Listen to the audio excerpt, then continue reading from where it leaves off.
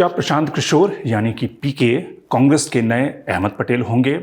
क्योंकि जिस तरह से पिछले एक सप्ताह से प्रशांत किशोर की लगातार कांग्रेस हाईकमान के साथ बैठ के चल रही है, उससे कांग्रेस में लोगों का इंटरेस्ट काफ़ी बढ़ गया है।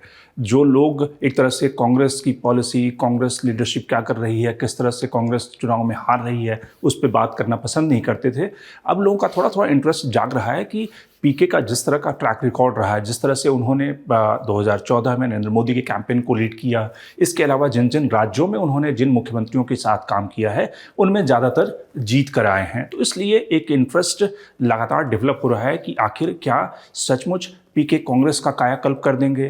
पीके अगर कांग्रेस में आएंगे तो उनका रोल क्या होगा? क्या वो जो ओल्ड गार्ड है उन सब के बीच में कोऑर्डिनेशन बिठा पाएंगे, या फिर कांग्रेस हाईकमान उन्हें फ्री हैंड देगा कांग्रेस का कायाकल्प करने के लिए? तो ये सारे सवाल एक तरह से पीके और कांग्रेस की जो ट्यूनिंग हो रही है उससे इमर्ज कर रहे हैं। तो प्योर पॉलिटिक्स में बात पीके की और किस तरह से वो कांग्रेस के नए एक तरह से अहमद पटेल के रूप में इमर्ज कर सकते हैं। सवाल इस बात का नहीं है कि पीके ने जो कांग्रेस अध्यक्षा के सामने जो प्रेजेंटेशन दिया है वो 85 पेज की पीपीटी है या फिर 600-700 पेज की पीपीटी है। सवाल इस बात का है कि पीके ने जो एक तरह से जो कांग्रेस हाईकमान के सामने मोटे तौर पे कांग्रेस को रिवाइव करने का, कांग्रेस के कायाकल्प करने का जो फार्मूला पेश किया है, उसके आधार पर कांग्रेस क्या फैसला लेती है। दूसरा जो बड़ा सवाल है कि अगर पीके की एंट्री होती है तो वो किस रूप में होती है, और कांग्रेस का जो ओल्ड गार्ड है, कांग्रेस का जो बाकी एक सिस्टम है, वो उसको कैसे लेता है। और तीसरा जो बड़ा सवाल है कि क्या सचमुच पीके के इस फार्मूले से कांग्रेस का कायाकल्प हो सकता है या नहीं हो सकता। तो सबसे पहले हम पहले सवाल को एड्रेस करने की कोशिश करते हैं कि जो पीके ने फार्मूला दिया है, चाहे वो 80 पेज की पीपीटी हो या 600 पेज की पीपीटी हो, जो उसमें उनका फार्मूला क्या है।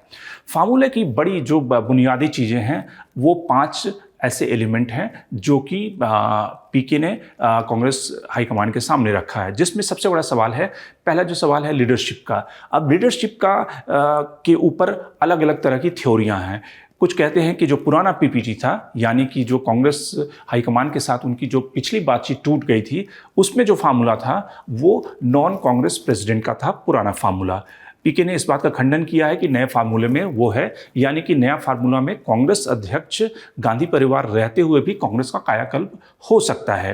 तो पहला जो सवाल कांग्रेस को एड्रेस करना है वो सवाल है लीडरशिप का, जो कि कई तरह के उसमें परमुटेशन कॉम्बिनेशन उस पीके की विजन के हिसाब से उसमें उन्होंने कांग्रेस हाईकमान के सामने पेश किया है, जिसमें कि राहुल गांधी पार्लियामेंट्री पार्टी के अध्यक्ष रहते हुए वो संसद में सरकार को एक शैडो कैबिनेट के जरिए घेर सकते हैं। दूसरा कि कांग्रेस अध्यक्ष पे गांधी परिवार का चेहरा रहे, उसमें सोनिया गांधी रह सकती हैं। तीसरा कि जो यूपीए चेयरपर्सन की जो भूमिका है उसको लेकर भी अलग अलग तरह की बातें हैं कि एक पीपीटी में कहा गया है कि वो किसी अन्य अलाइज को दे दिया जाए, जिस तरह की मांग कई जो दूसरे जो उनके अलायंस पार्टनर रहे हैं पहले वो उठाते रहे हैं। जैसे एक बात ये भी फार्मूला उठा था कि शरद पवार को वो भूमिका निभानी चाहिए और वो चेयरपर्सन का जो रोल है वो शरद पवार के पास चला जाना चाहिए।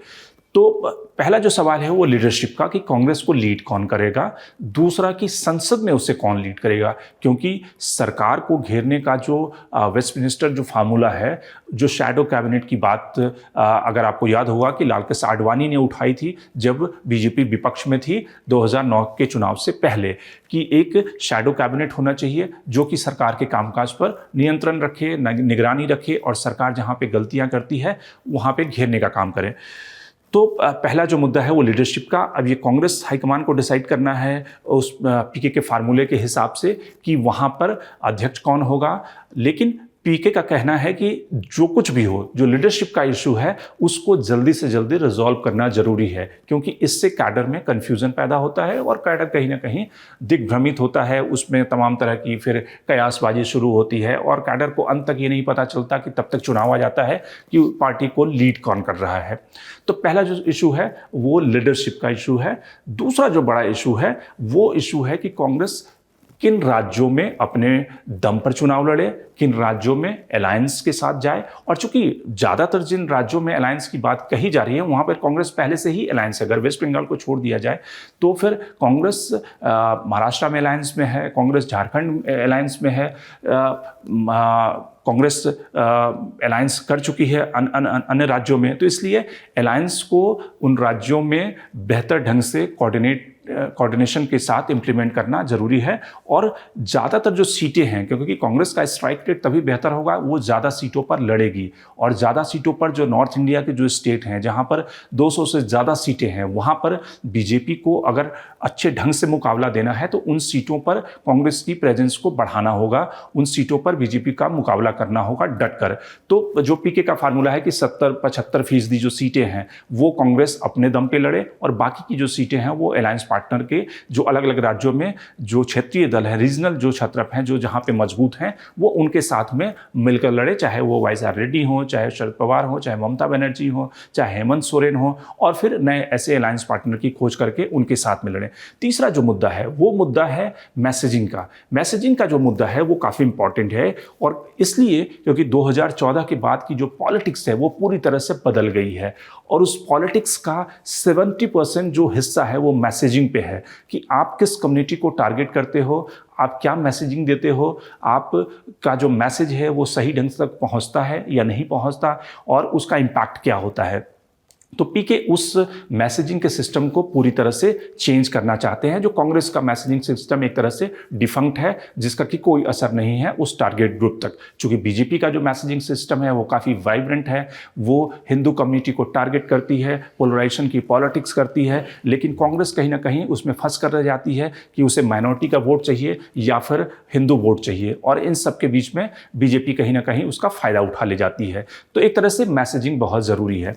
जो चौथा और पांचवा जो फैक्टर है कि जिस तरह से बीजेपी की जो एक सोशल मीडिया आर्मी है, जिसको कहते हैं ट्रोल आर्मी है, इन्फ्लुएंसर की आर्मी है, वो काफ़ी स्ट्रांग है। और आप देखते हैं कि आज की पॉलिटिक्स जो है वो ड्राइव होती है सोशल मीडिया और जो जिस तरह से इन्फ्लुएंसर हैं, तो वहाँ पर कांग्रेस काफ़ी कमज़ोर है, और इसलिए वो नैरेटिव को ड्राइव नहीं कर पाती, नैरेटिव को सेट नहीं कर पाती। हालांकि जो कांग्रेस के पुराने जो सोशल मीडिया टीम के जो अगवा एक दो पिछला जो चुनाव हुआ था उसमें कांग्रेस ने अपनी अच्छी खासी बढ़त बनाई थी, लेकिन उसके बाद से फिर कांग्रेस की हालत वैसे ही पतली हो गई। तो कहीं ना कहीं पीके उस पूरे कम्युनिकेशन सिस्टम को एक तरह से रीब्रांड करना चाहते हैं, री इन्वेंट करना चाहते हैं, और ताकि जनता तक उस कोर वोटर तक उनकी आवाज़ पहुंच सके। अब सवाल यह है कि इस पूरी जो थ्योरी है इसमें हिंड्रेंस क्या क्या हैं, क्या क्या बाधाएं हैं। पहली जो बाधा है वो कांग्रेस का ओल्ड गार्ड है, यानी कि जो चाहता नहीं कि